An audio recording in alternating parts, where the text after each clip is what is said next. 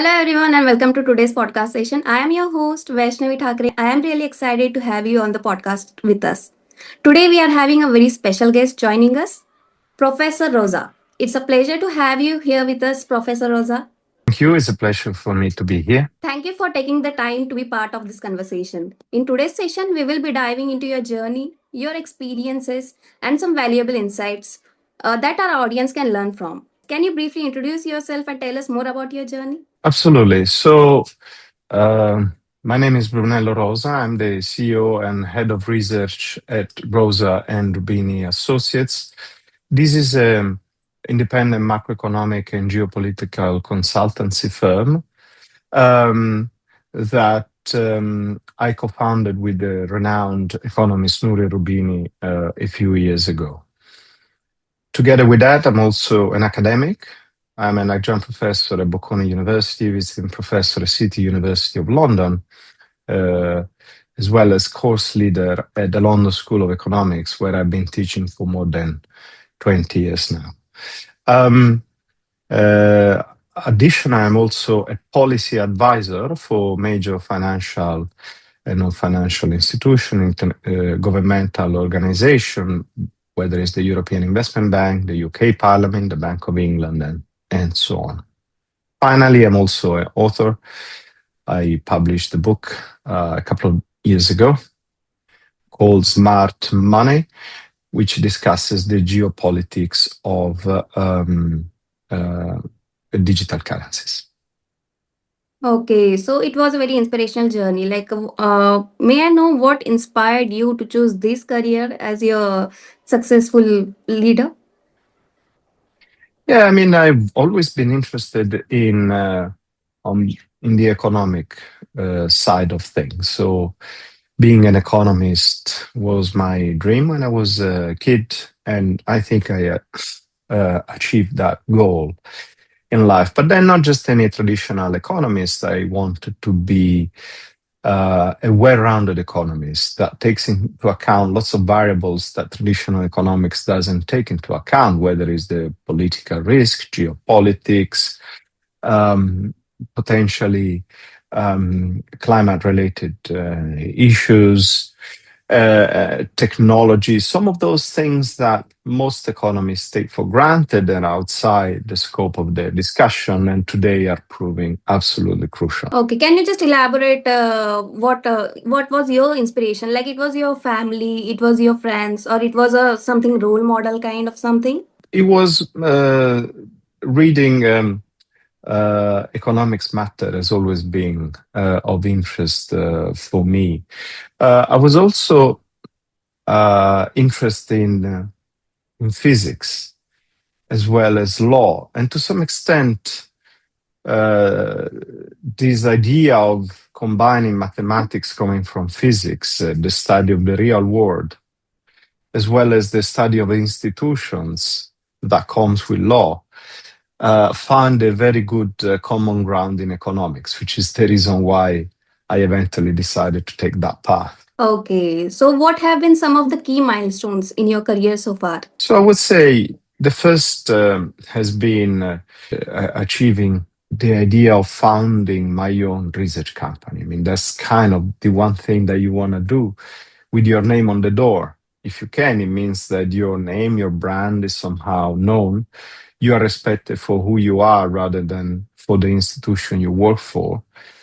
But that wouldn't be possible without having worked for prestigious institutions before that, including the Bank of England, and of course, many years of teaching at the London School of Economics. I would say the latest milestone, of course, has been the publication of my book, Smart Money, which clearly is an achievement per se. Being a published author is always something particularly relevant, special, I would say. Okay, so can you describe your current role and responsibility that are you currently in? Yeah, as I was saying, there are a few hats that I wear. As a CEO and head of research on my own research company, um, the key responsibility is making sure that the company runs smoothly, first of all, as a company, So that's the CEO part, if you want. But as a head of research, I also need to make sure that all the various contributors, collaborators, employees, and so on, they are all working in the same direction, which is that of providing good research, good quality for our own clients. And that's, of course, is a challenge per se. When you think about the academic hat, clearly being able to deliver good content to extremely experienced individual, because I mostly teach executive education, which is the one that I like the most, um, is a very important responsibility. You need to have up-to-date content, very relevant, very current. As a policy advisor, I would say also making sure that your interlocutors, which are, of course, massive experts in their fields, um, you tell them something they may not know or they may not have considered, which again is a challenge in itself because these are some of the most experienced people you can ever meet. Yeah. So, in this long journey, you must have faced many challenges, right? So, what Mm. are the biggest challenges you have faced in your career and how did you overcome them? Of course, like when you take such an unconventional path as I did, of course you have to face many challenges. First of all, you need to be able to say things that others are not prepared to say. In all respects, sometimes for the way the company is organized or is running, the type of research that is conducted, the content of research, because otherwise, if we all repeat the same thing, there's kind of no special reason to have you as an input in the decision making process. This journey, as you can imagine, is not a simple one. People may say that they like diversity, that they like different viewpoints and so on. In reality, most people prefer to be Yes. surrounded by yes men and people that just confirm their viewpoint. So finding the right person that understands how relevant my point of view could be has been one of the main challenges. The second thing is, of course, being able to pass through very different environments. One is the private sector, the other one is academia, the third one is the policy environment. And being able to speak to very different audiences and combine the way they operate in a smooth manner, if I may, which is what I do on a daily basis. I can jump from a call with a client to a policy advice to a policymaker, and then running to my latest lectures in academia. So these are all very different environments, and jumping from one to another is not simple. And most people don't do that. So I would say, like everything, you need to have a bit of talent. That's clearly, without talent, you wouldn't go far. But then lots and lots of hard work. That's the key to almost anything. Yes, exactly. So you seem very young. Could you tell our audience, like, what education part did you choose to become this successful in this career? Yeah, I may seem young, but I do have my own age. Don't worry. I have a few decades behind me, maybe Okay. more behind me than before me. So it's like it's a fact. Um, the key point is studying what you like and what gives you an instrument. I mean, whatever instrument, you need to be able to do something after your work. Also, in analytical terms, doesn't need to be necessarily practical, but you need to be able to provide answers to some question. In the legal field, in the mathematical field, in the economic field, in the psychological field. So you need to have an answer to questions. And so that has been my guiding, I would say, the guiding light throughout my career and, of course, throughout my path of studies. The other thing is never stop learning. I mean, formal studies, taught programs are only part of the journey. If you want, is even the least enjoyable because it's somehow forced. When you are a kid, nobody wants to go to school. Everybody wants to play with their friends and so on, right? Yes. And but then your parents and your guardians and so on, whoever they are, they tell you you have to go to school, and in most cases is a legal requirement. Is in fact obligatory, and thank God is obligatory because you have to learn. But Yes. when that parts end, you need to continue learning throughout your life. You really cannot Yes. stop because otherwise, first of all, it gets massively boring. Secondly, the world goes so fast that if you don't adapt continuously with your learning, then you're going to fall behind. And now, with the arrival of artificial intelligence, the challenge has risen to a level that we had never seen before. So, we really need to continue studying throughout our life. Okay. So, in this long journey, you must have achieved, like you have achieved many things. So, what are those achievements you are really very proud of? Maybe the one thing that um, I could be most proud of is, of course, the book itself. It's like going into a major bookshop here in central London. I don't want to make names, but we all know that there are very important bookshops, many floors and so on, with some of the most respected authors and so on. And finding your book there and Yes. there for months, not just, for a second. Yes. And somehow, at some point, my book was beside the one of Joe Stiglitz, a Nobel Prize laureate. So, it's one of those things that you cannot, you really cannot exchange with anything else. So I would say, if I have to choose one thing, that's the book. All the other prizes, awards, and so on that I won are kind of a recognition of the journey I've done and of the various steps that I've done throughout my career. And of course, they're welcome. Everybody likes to be awarded of something, but most importantly, there needs to be something real, a real basis. An award can be given to anyone, but some things are not achieved by everybody. Yes. Talking of the book, our audience actually want to know what's the name of the book? The book is called Smart Money, Smart and Money. Smart Money, yes, and Oh, it's okay. about the geopolitics of digital currencies. Most people didn't even recognize the importance of this topic until recently, but I think time is really showing how relevant it is. Smart is about the smart contracts that are included in the new form of digital money, whether it's a central bank digital currencies, a cryptocurrency, a stable coin, and the fact that we are about to experience a revolution in money that is hard to underestimate. So it's um, it's really hard to overestimate. So I think that book was necessary. I'm really grateful to Bloomsbury.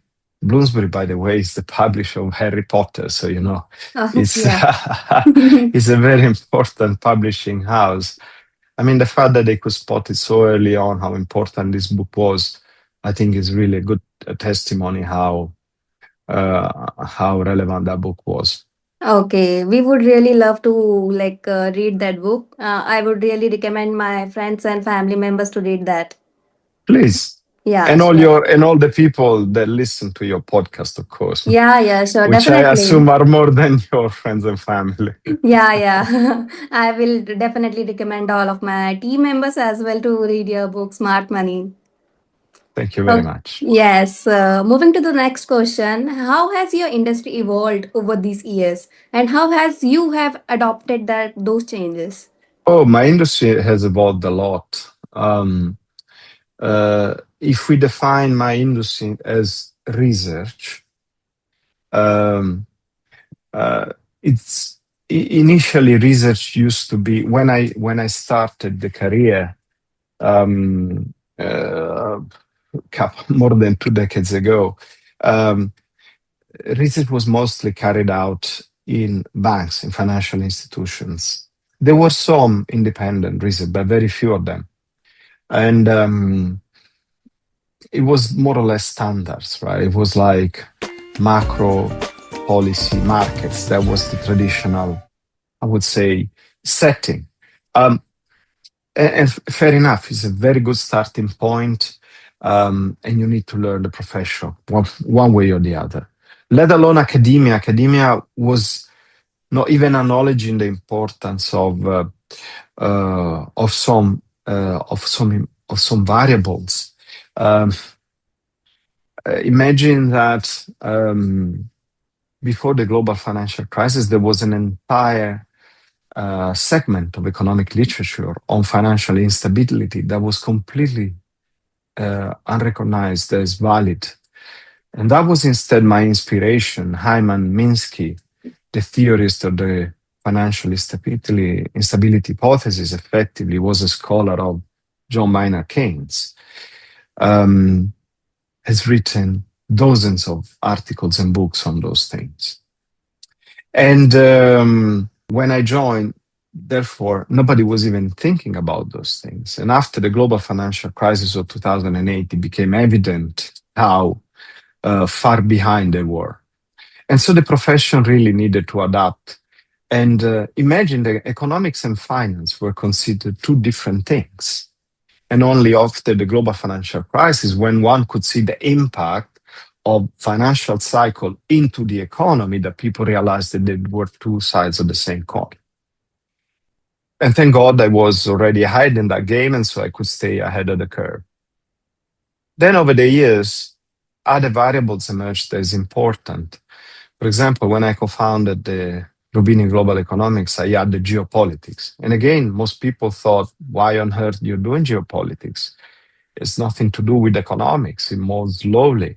It takes into account very different variables that are not relevant. And I thought, what are you talking about? Geopolitics will be the key determinant in coming years. And here we are, every day reading news about geopolitics, as you know.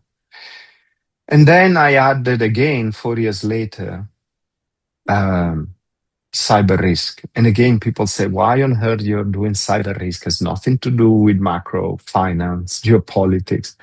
In reality, we all know that cyber warfare is one of the ways conflicts are carried out these days. So also that addition proved essential. And so when digital currencies emerged, it was obvious that it was kind of a good compendium of all those things: macro, finance, politics, geopolitics, cyber, all in one place. That's why I started working on them so extensively. And so I would say every time the world has evolved, I adapted the way we were doing. I would say I adapted before the world has evolved, which is kind of, I think, my role.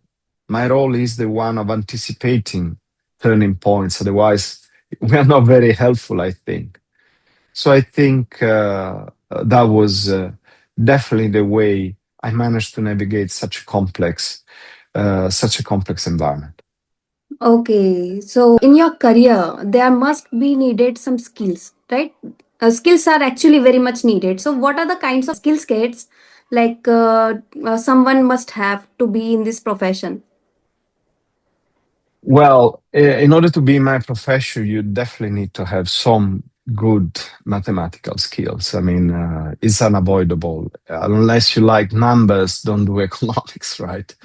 Uh, you might be surprised, but there are Yes. people that don't get this point. You must love your Excel spreadsheets. You must love your formulas. You must love your optimization process. Otherwise, just don't do economics. So good math skills are important, but they are not the only ones.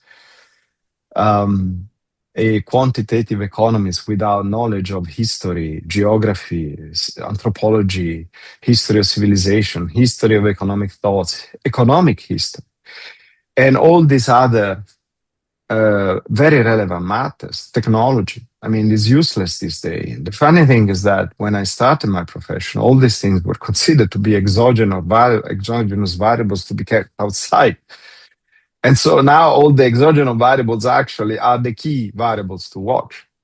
So these skills needs definitely to be kept into account. Other skills that people call soft, good communication skill, good interpersonal skills, they are also important because unless you're able to communicate effectively your thoughts, unless you know how to organize your team and motivate your team, unless you know how to pass the message on to your audience. I mean, you may be as smart as you want, but you're not going to be extremely effective as a researcher, as an advisor, and so on. So clearly, these are important skills to have if you want to succeed.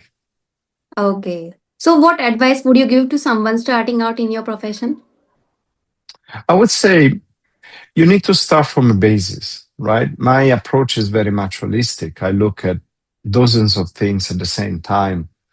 Um, but this could feel overwhelming, right? Following so many things at the same time is very, very complicated. You need to get there step by step, and you need to get Yes. there with a very solid framework. That framework needs to come from something. It could be economic studies, it could be engineering studies, it could be physics, it could be law, as long as you have a solid framework to uh, understand the world in an initial phase. Something that would always, you can always revert to if there's something new that emerging you don't understand. But then, of course, you need to build on that because if you remain confined to this initial framework, you're probably not going to understand such a complicated and complex reality. And so, be able to transform your viewpoint, be able to transform the way things work, and understand how this happens is also equally important. Otherwise, you're going to fall behind and eventually become irrelevant. So I would say this is the key suggestion I could give to people that wants to enter this profession. Okay. So, what are you aiming in your future? Like, what are your future goals and what excites you to you most about the upcoming years? I would say I want to see the evolution of these technological developments of the last few years, how really they are going to transform our lives, hopefully for the better, but you can never be sure. Every technology, as you know, has a good side and a bad side. Think Yes. about nuclear power, for example. It can be used for very good civilian uses of, providing us light Yes. without being as polluting as fossil fuels. But then it can also be used to build a bomb and kill millions of people. So it really depends how you use it. The same is for every technology, right? Uh, and so AI, for example, which is in everybody's thoughts these days, would be exactly the same. There's a good way of using AI, there's a bad way of using AI. Finding the right compromise is going to be absolutely key. Okay, so moving to the last part of the question series, that is rapid fire questions. I will be asking you one question at a time, and you have to answer in a one line or in a one word. Okay? Yes. Yes. Let's get started. One word for the global economy right now. Uncertain. Uncertain. Okay. Growth or stability. Growth. Okay. Developed markets or emerging markets. Emerging markets. Reading reports or watching markets. Watching markets. Okay. So, are you a morning person or a night person? Morning person. Morning person. Okay. Like we have ended the interview. Thank you for your time. And we are really glad to Thank have you you. on the platform of CIO Mogul. Definitely, it was a pleasure.